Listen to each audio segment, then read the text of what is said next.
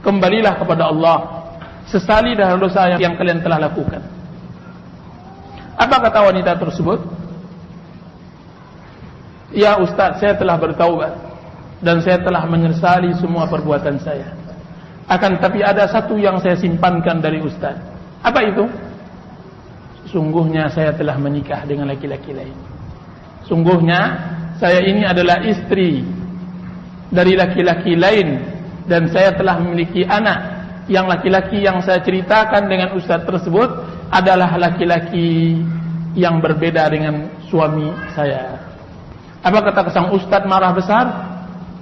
Terus, anak-anak yang engkau lahirkan, anak-anak siapa? Anak-anak yang engkau lahirkan selama ini, apakah anak-anak suamimu atau anak laki-laki tersebut? Subhanallah. Tidakkah engkau lihat sekarang bagaimana buruknya zina? Engkau memasukkan nasab selain dari nasab suamimu.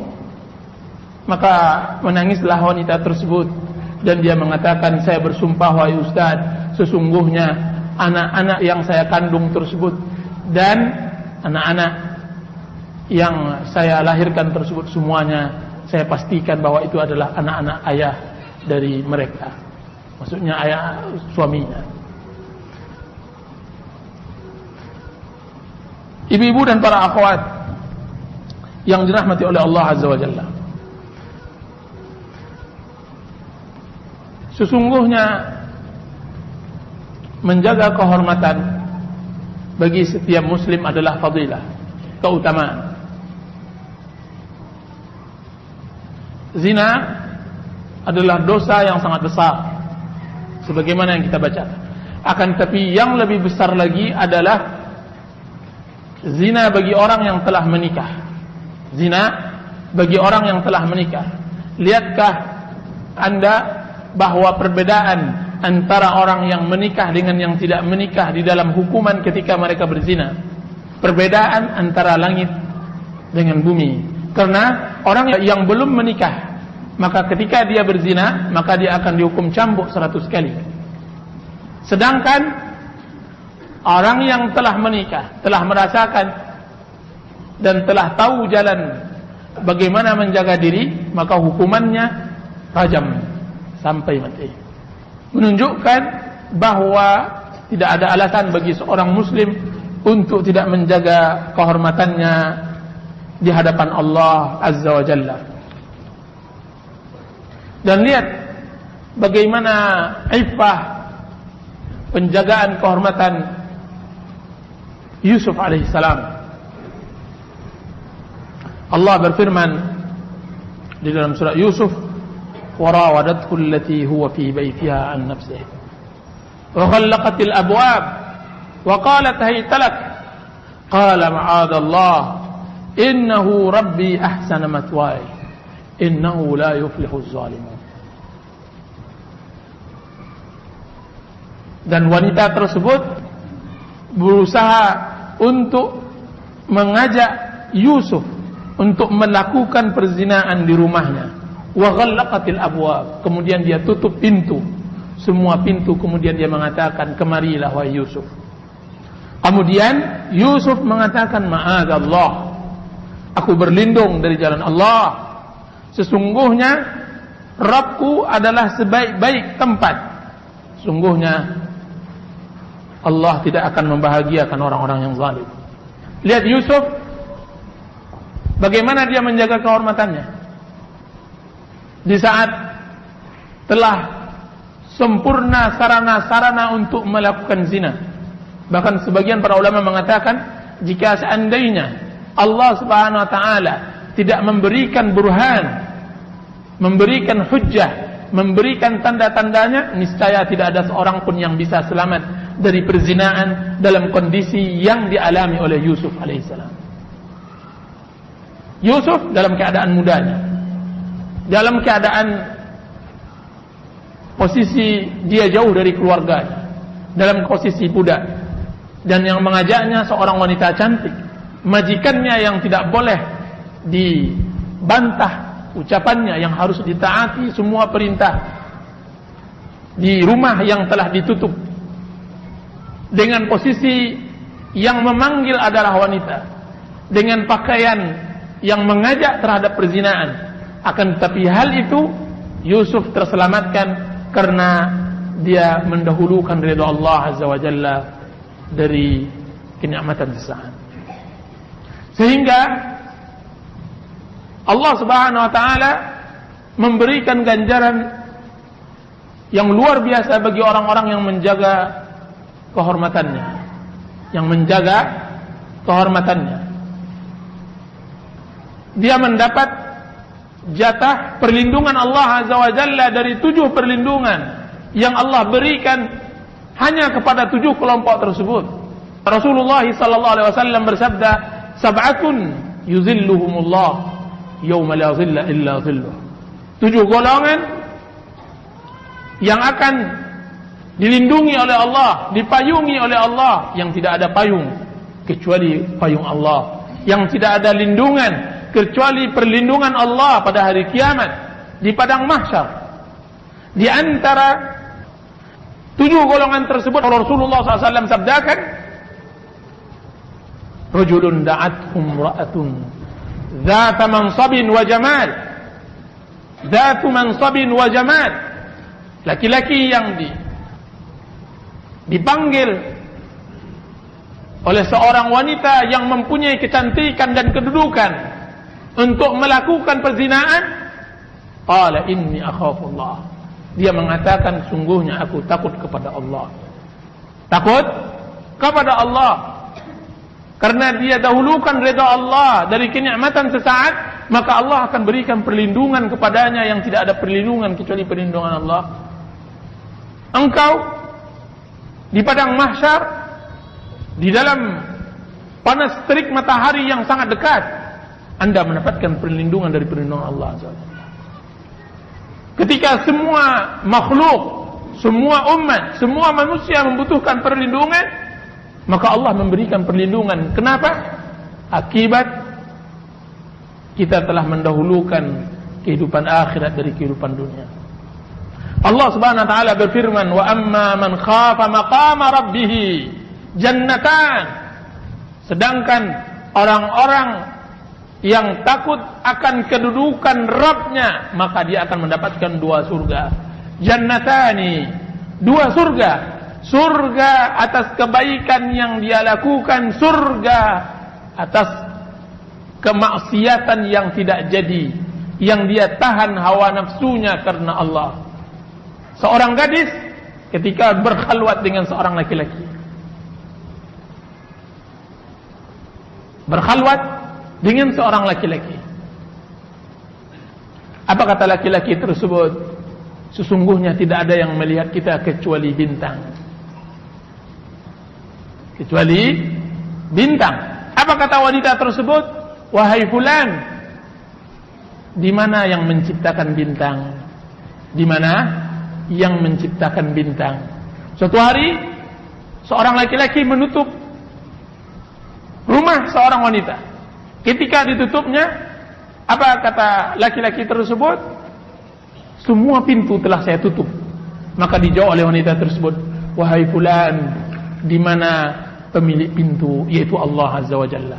Jadi muraqabatullah, menghadirkan keberadaan Allah Azza wa Jalla di dalam hati dan menghadirkan ketakwaan adalah sarana yang akan mendapatkan perlindungan nantinya di hari akhirat dari perzinaan yang kita takutkan, terkhusus pada zaman sekarang.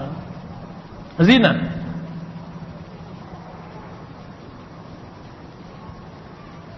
Dan Allah Subhanahu wa taala memulai perzinaan dari wanita.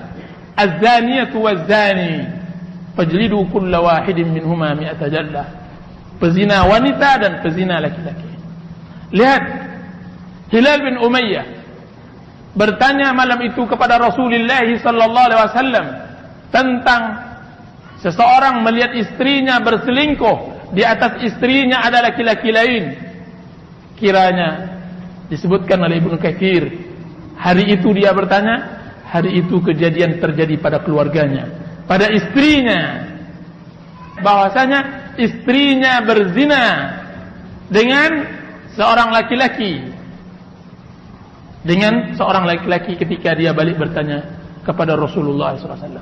Jadi permasalahan zina, permasalahan yang sudah lama terjadi, bahkan di kalangan sahabat Rasulullah SAW. Jangan seseorang mengatakan tidak akan mungkin. Kenapa harus dikaji tentang permasalahan ini? Kenapa harus dibahas? Subhanallah, syaitan. Bukankah telah datang kepada Rasulullah SAW Ghamidiyah yang dia mengaku berzina di hadapan Rasulullah? Bukankah telah datang kepada Rasulullah SAW Ma'iz yang mengaku berzina di hadapan Rasulullah? Mereka siapa? Orang-orang yang suci hatinya, athhar.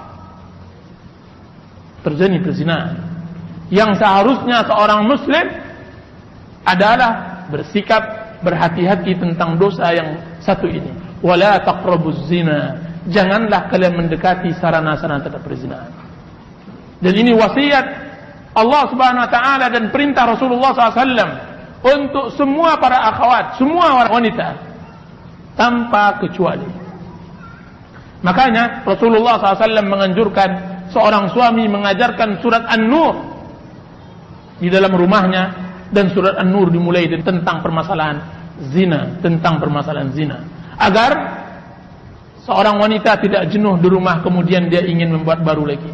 Tidak akan anda ibu-ibu tidak pernah membaca koran beberapa waktu yang lalu bahwa kejenuhan di dalam rumah tangga membuat perselingkuhan. Kejenuhan di dalam rumah tangga membuat perselingkuhan. Wanita bosan dengan suaminya yang membuat dia memandang laki-laki lain yang lebih kekar, yang lebih gagah, yang lebih berkuasa. Kemudian terjadilah perzinahan. Bukankah ibu-ibu juga mendengar bagaimana seorang istri meninggalkan suami dan anak-anaknya karena dia telah mempunyai laki-laki lain berzina dengannya? Hal ini selalu kita dengar, dan ini sangat-sangat berbahaya. Sangat-sangat berbahaya, yang tidak mungkin kecuali harus ada iman dan takwa. Keutamaan menjaga kehormatan, dia adalah jalan keselamatan di dunia, sebagaimana dia adalah jalan keselamatan di akhirat. Seorang muslim yang menjaga kehormatannya, maka dia akan mendapatkan keutamaan di dunia dan pertolongan Allah Azza wa Jalla sebelum keutamaan di akhirat. Seseorang ulama melompat tinggi dan jauh, melompat tinggi dan jauh ketika menyeberangi sungai. Dia melompat. Ketika ditanya oleh murid-muridnya, ya imam, engkau dalam usia engkau seperti ini, engkau bisa melompat dengan tinggi? Engkau bisa melompat jauh sehingga bisa menyeberangi sungai? Maka dijawab oleh ulama tersebut, sesungguhnya badan yang telah tua ini bisa melompat jauh karena pada masa mudanya telah dia jaga dari yang diharamkan oleh Allah Azza wa Jalla. Badan yang sekarang tua dan dia bisa melompat jauh dan masih kuat, sesungguhnya dia jaga, dia yaitu dia sendiri telah menjaganya ketika dia masih muda. Hafiznah, kami jaga dia ketika muda, maka Allah yang menjaganya ketika tua. Dan lihat bagaimana kisah 3 orang pemuda yang masuk ke dalam gua.